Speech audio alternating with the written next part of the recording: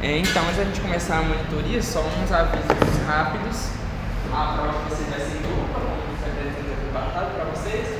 Prova dupla, discursiva, 2 questões, uma sobre Kant, outra sobre Paulo Benjamin. E vai ter uma questão extra, que foi sobre a aula extra, que foi dada ontem, né? Que vocês podem fazer em substituição a uma das questões sobre Kant ou Benjamin. Então, se você olhar para uma questão e falar, meu Deus, sem nada assim, você andou, você por acaso veio na aula extra, você pode responder ela. Então ela só pode ser feita substituição, a prova continua valendo 20. Tem como você tirar 30, por exemplo, você dá 20 e dá 30. Então só precisa fazer ela se você não for fazer alguma das outras questões dos autores obrigatórios, digamos assim. Então vamos começar a falar primeiramente sobre Immanuel Kant. Primeiramente queria falar sobre a distinção que ele faz entre as leis da natureza e as leis morais. Então, fiz aqui um esqueminha. As leis da natureza, Kant diz que elas são necessárias, ou seja, uma lei natural ela vai sempre ocorrer em que você faça em relação a isso. Por exemplo, a gravitação universal, qualquer lugar que você for, a gravitação universal é a mesma. Então, ela é uma lei que é uma coisa inescapável e é algo do campo do ser, ou seja, a natureza é dessa forma e não há o que ser feito.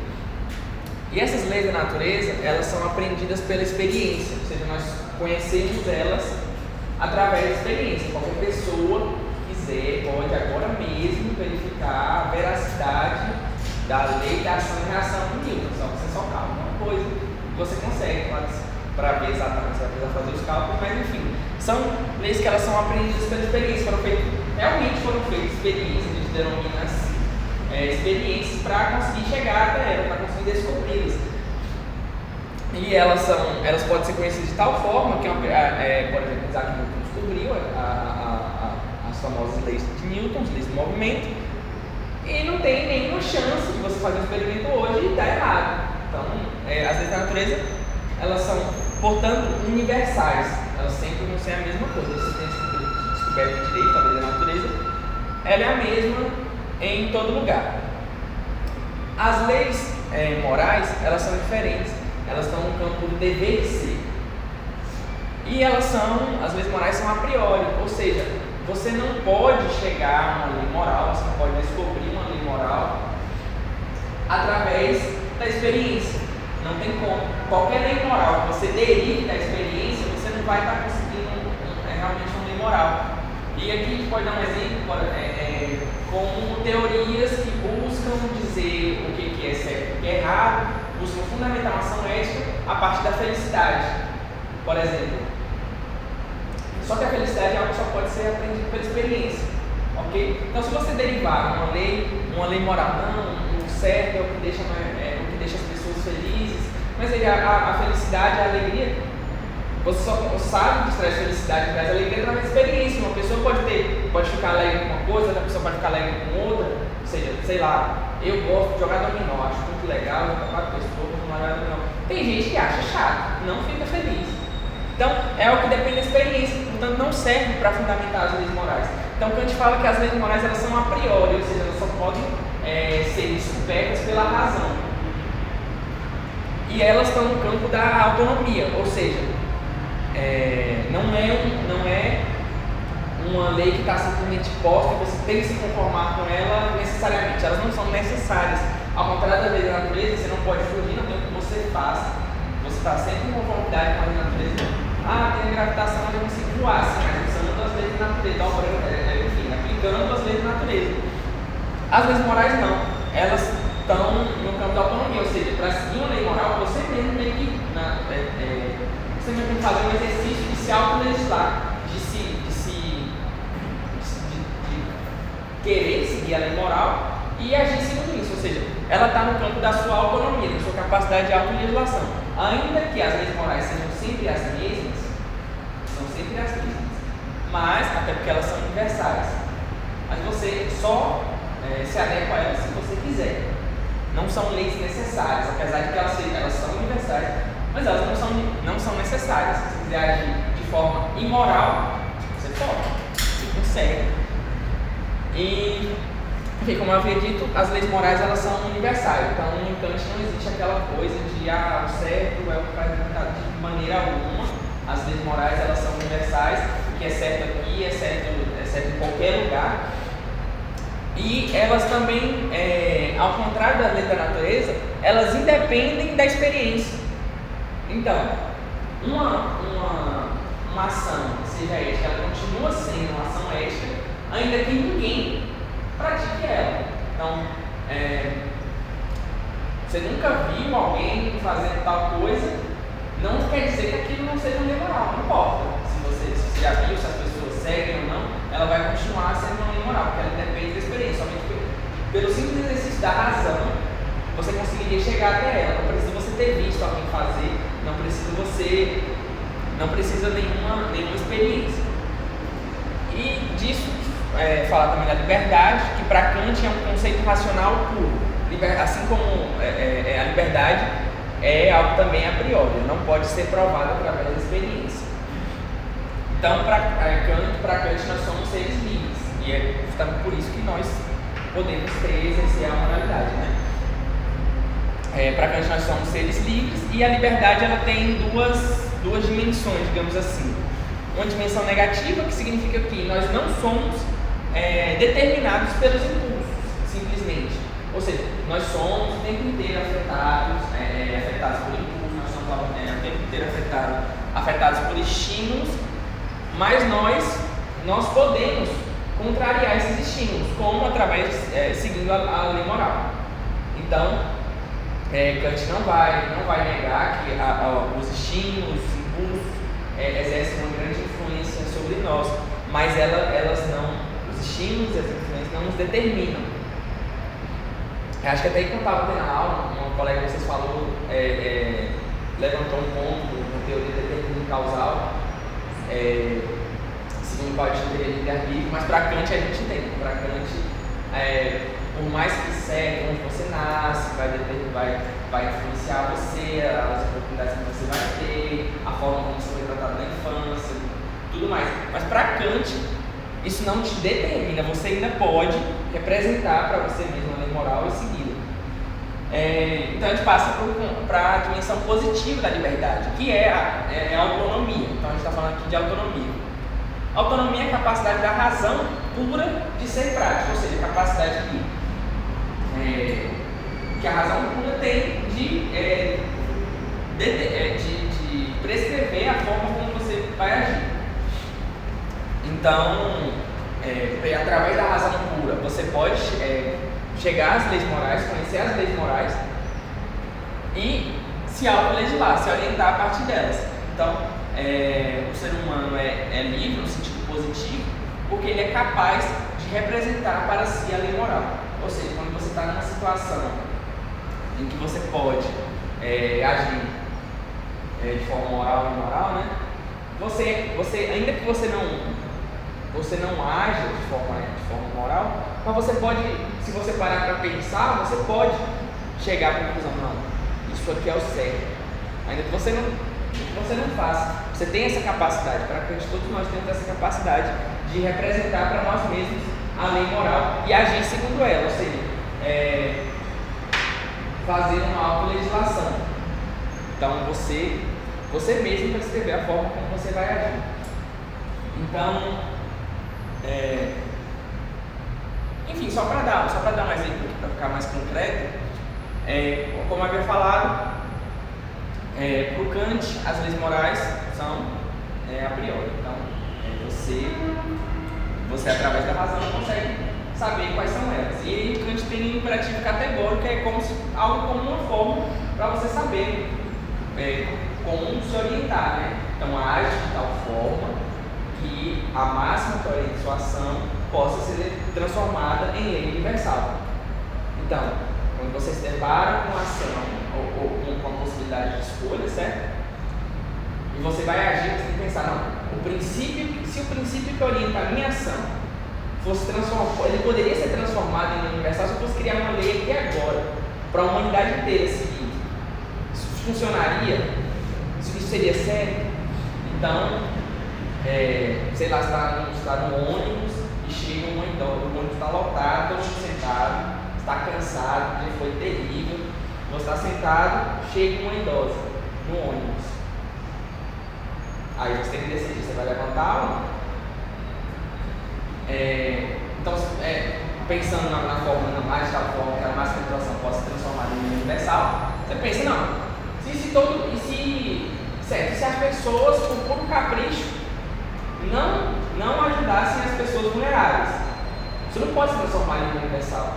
Se você ficar só sentado e dizer, não, vou me importar só comigo mesmo e a velhinha lá, sei lá. Isso não pode transformar em número universal. O seu egoísmo não pode se transformar em universal. A sociedade não pode se basear por isso. Porque imagina se todo mundo age dessa forma.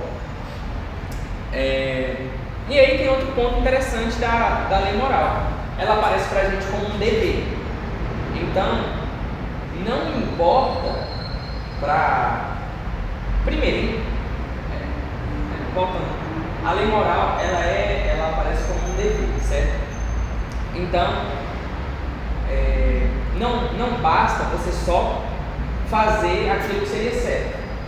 Ou seja, tem uma lei, tem lei no Brasil que fala que você tem que levantar para dar lugar aos idosos no ônibus. Mas se você faz uma coisa só com medo da sanção, você levanta só porque, não, vou levantar, senão vai dar ruim para mim. Eu vou levantar, senão as pessoas do ônibus vão começar a me xingar aqui. Se você faz só por medo da sanção, você fez a coisa certa? Fez. Mas você agiu moralmente? Não. Você não agiu moralmente. Porque a ação moral requer que você faça a coisa certa pelo motivo certo, por dever. Porque você sabe que aquilo ali é o seu dever e você está fazendo por dever. Então, disso decorre uma coisa interessante também, que não importa se você gosta de fazer ou não. Então, se você levanta e fala, não, tenho o dever de ajudar, de proteger as pessoas vulneráveis, essa mulher que é mais idosa do que eu tenho o dever de ajudar ela, eu tenho o dever de solidariedade, isso é um dever imperativo, categórico. Mas você não gosta, você levanta só por dever, você não queria levantar, você levanta estressado. Você não queria estar levantando, você odiou estar levantando, você está agindo só por dever, você precisa, mesmo assim você está agindo moralmente, sua conduta foi irrepreensível. Não importa se você gosta de fazer ou não o que é. É o que a gente até fala no texto dele, que às vezes a ação moral ela pode vir com uma você pode se sentir bem fazendo ela, tem uma satisfação de agir moralmente, e quando você age de forma imoral, você pode ter uma sanção, você fica envergonhado, você se sente culpado. Mas isso não é importante, porque algumas pessoas podem se sentir felizes com umas coisas e tristes com outras, diferentemente. Então não interessa se você se sente bem fazendo o que é o seu cumprindo o dever moral, ou se você se sente mal, se você se irrita toda vez que você levanta do banco do ônibus, não importa. Se você age porque você tem o dever de agir, você se colocou esse dever, não, eu vou agir conforme a lei moral, e quando eu tiver um dever eu vou cumprir, está tudo certo, não importa se você gosta ou não, se você está feliz, então não tem esse critério de satisfação, né? Então, como eu falei, a autonomia está relacionada com essa capacidade de autolegislação. Você não é obrigado, ninguém vai te obrigar a seguir a lei moral, mas você mesmo se obriga. Você mesmo se obriga no campo da sua liberdade positiva, você mesmo postula como você deve agir, em conformidade com a lei moral. E aqui a gente vai fazer uma discussão importante, que é entre a escolha, e escolha é a mesma coisa de arbítrio, então vai ser a mesma coisa, entre a escolha que é livre e a escolha bruta, ou acho que ele chama até de animal.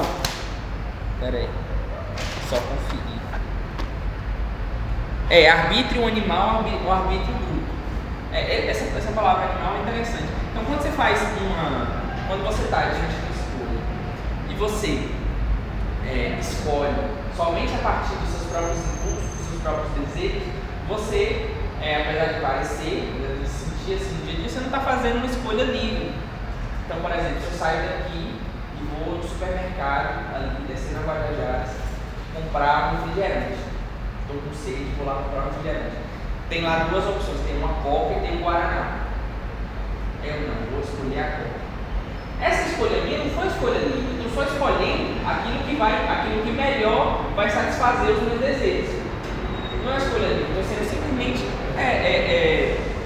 agindo conforme meus impulsos, conforme meus instintos, conforme aquilo que vai satisfazer melhor minha sede, ou em outro caso minha fome, ou aquilo que vai trazer mais alegria. Então, muitas das nossas ações, elas não são, a gente não exerce uma escolha livre, então está só seguindo nossos desejos, não tem liberdade nenhuma envolvida nisso. Você vai fazer aquilo que te deixa feliz, então você está sendo sempre só levado pelo que te deixa feliz, ou pelo que vai matar, que vai satisfazer seus instintos, suas necessidades básicas. A escolha livre, por outro lado, ela é feita quando você age de acordo com a razão pura, quando você age conforme o dever. Ou seja, voltando para a situação do ônibus, você não vai gostar de fazer aquilo, não vai gostar de levantar para ficar em pé, tem que queimar meia hora o trajeto, você vai ficar em pé meia hora, você não vai gostar. Todos os seus impulsos estão lá, agindo contra essa ação, falando, não, fica aí sentado, a mulher não está nem te vendo, outra pessoa pode levantar, outra pessoa pode fazer, alguém vai levantar para ela, você não precisa, você está se sentindo exatamente assim, mas você escolhe seguir a lei que você mesmo determinou para você, que é a lei moral, agir conforme o dever. O dever de levantar, vou levantar assim, vai ser horrível, o trajeto vai ser uma bosta, tá calor, não vou ficar em pé. Então seria mais ou menos isso. E aqui eu estou falando sempre de lei moral, e só para frisar, você pode estabelecer leis para você, vários tipos de leis. Você pode andar na rua e falar, não vou pisar em nenhum limite. Você pode, mas isso não seria um imperativo categórico. A ação moral, ela é só aquilo que está de acordo com o imperativo categórico, que então, de certa forma, quando você faz uma lei para uma lei qualquer, não, vou estudar todo dia, vou ler 10 páginas por dia, você também não está fazendo a escolha livre no sentido que a gente fala. A liberdade, essa liberdade positiva, ela é esse intuito de seguir a lei moral, que aí você determina o conteúdo das leis morais, sabe? Você pode escolher seguir ou não, você determina o conteúdo. Então, o conteúdo é sempre o mesmo. Então, matar não pode, roubar não pode, furtar, mentir. Aí é mais ou menos isso. Então é diferente, imperativo hipotético, você decide o que você quer, tal, conseguir a lei moral, tá? Imperativo categórico. Aí você está fazendo escolha livre, está indo com os seus próprios desejos para agir moralmente. São coisas diferentes. Então, enfim, lei moral, ela aparece como dever. Dever, algo ao que uma pessoa está obrigada. Então, ela vai aparecer para você como um dever. Se for tomar uma ação, você vai, ter um dever de fazer isso aqui, ou de não fazer isso aqui, de agir dessa forma, de não agir daquela forma. E tem também coisas que são diferentes, diferentes da lei moral. Sei lá, usar o pincel preto ou o pincel azul, diferente. Mas tem ações que vão ser obrigatórias para a lei moral e ações que vão ser proibidas pela lei moral. Certo? Então, ela aparece como dever. Importa se você gosta, se você deixa de gostar. Então, aparece na forma operativa categórica. Operativa categórica tem algumas formulações. Essa que aparece nesse texto não é a que eu mais gosto, mas é a mais adequada nesse texto, né? Age de tal forma que a máxima da sua ação possa ser transformada em lei universal. E aqui volta a fazer uma distinção, que é o seguinte: Kant não é um autor utilitarista. Então você não vai pensar na imperativo categórico, você não vai pensar, máxima transformada em lei universal. Então, todo mundo vai ficar feliz, todo mundo vai dessa forma. Não é nessa linha. Não é essa coisa de deixar todo mundo feliz, aumentar a felicidade, aumentar a utilidade, como os utilitaristas pensariam. Então, você pode ter uma lei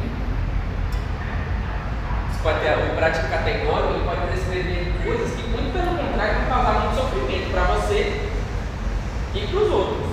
Mas é um imperativo categórico. Tem sempre nas aulas de Kant, sempre se dá um exemplo, se o professor Marco deu esse exemplo, que é uma historinha que tem sobre o Kant, que acho que não é verdade, mas enfim, que ele vivia no estado da pronúncia, um estado autoritário, né, enfim, e perseguia estudantes que pensavam diferente, professores que pensavam diferente, enfim, que falavam com o regime. E aí chega dois alunos na sala, está dando aula, chega dois alunos na sala dele, professor, estamos perseguindo, posso me esconder embaixo da sua mesa? Ele, com certeza, imperativo categórico, você tem perigo, você protege. Com certeza, esconde aí. Do nada chega policiais, não, vamos fazer uma procura aqui na sala. Beleza, fazem uma procura na sala, não encontram os alunos, os policiais vão embora.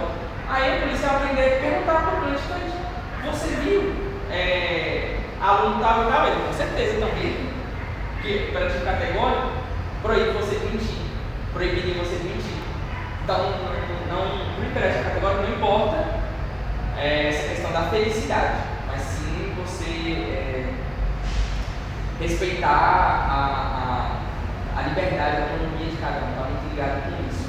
Mas enfim, inclusive uma das formulações não vou lembrar exatamente as palavras, mas age de tal forma a considerar a humanidade que pertence a ti e a que pertence a outra, sempre como um fim, nunca somente como um meio. Então você não pode instrumentalizar as pessoas, não são instrumentos para você ficar usando. Então você não pode sair mentindo para as pessoas para, vou esconder isso aqui dela para ela fazer o que eu quero. Você vai e engana a pessoa, você está violando a autonomia dela. Então é mais ou menos esse sentido, só toda essa volta só para dizer que não é um conceito utilitarista. Esse imperativo categórico, do agir de forma que a massa se possa transformar em universal. Enfim, o imperativo categórico ele torna necessária uma ação que é subjetivamente contingente. Ou seja, você pode agir de diversas formas em dada situação, mas se você se obrigar pelo imperativo categórico, você tem o dever de cumprir aquela lei. Porque, dentre as várias que sua subjetividade poderia pensar, que você poderia querer, quando você segue o imperativo categórico, é aquele imperativo categórico prescrito, ela se torna necessária. E torna dever o motivo. Então, não basta você só fazer o que é certo. Você tem que, para seguir a lei moral, você tem que fazer o que é certo pelo motivo certo. Qual o motivo certo? Cumprir o dever. Ok? A gente vai falar mais disso agora, que a gente vai fazer a distinção entre legalidade e moralidade. Então, não existem, como a gente bem sabe, na faculdade de direito, não existem só leis morais, existem também leis normais, feitas pelo Estado, certo? E prescreve uma série de condutas, muitas delas em conformidade com a lei moral. Então, veja, artigo 121 do Código Penal. Matar alguém, pena, sei lá quanto. E diz basicamente o quê? Pode matar. Está em completa conformidade com a lei moral. Tá, perfeito. É a mesma coisa. Mas não é a mesma coisa. Por quê? Porque para você cumprir uma lei estatal, por exemplo, basta você fazer a ação que ela fazer ou deixar de fazer o que ela manda. Fazer o que ela manda ou deixar de fazer o que ela proíbe. Isso. Então, se você não mata ninguém, não importa o motivo, tá certo, beleza, o direito tá ótimo. Se todo mundo não vou matar aquela pessoa porque eu tenho medo de ser preso, mas se eu não fosse preso, eu matava. Pro direito tá ótimo, se todo mundo tivesse medo de ser preso, estava tudo resolvido, né? O direito não tem mais exigências além de que você, né, não faça o que é proibido ou faça o que você é obrigado. Então, essa conformidade com as leis jurídicas é a legalidade. Está em conformidade com a lei jurídica. Não matei ninguém, não tem o que direito possa fazer com você, tá tudo certo. Vai ser preso, pode ser preso, não ninguém. E aí, o direito, então, ele só cuida de ações externas. Então, você pode pensar o que você quiser e não importa que você está seguindo direito. Ah, não, estou seguindo porque eu também ser preso, estou seguindo porque senão minha mãe vai ficar triste, estou seguindo porque vai dar muito trabalho se cumprir, não sei. O processo vai ser uma chateação, tem que gastar muito dinheiro no lugar. Não importa. A sua ação está em conformidade com o que ele prescreveu? Legalidade. A lei moral, ela é mais exigente, ela coloca uma camada mais de exigência. Para você estar de acordo com a lei moral, não é só a conformidade da ação com a lei, mas aqui no caso, uma lei jurídica. Não é só a conformidade da ação, mas é também a conformidade da máxima com a lei moral. Então, eu falei que é certo pelo motivo certo. Não basta só você deixar de fazer a conduta proibida. Para você ter uma ação moral, você tem que não fazer a ação proibida por dever.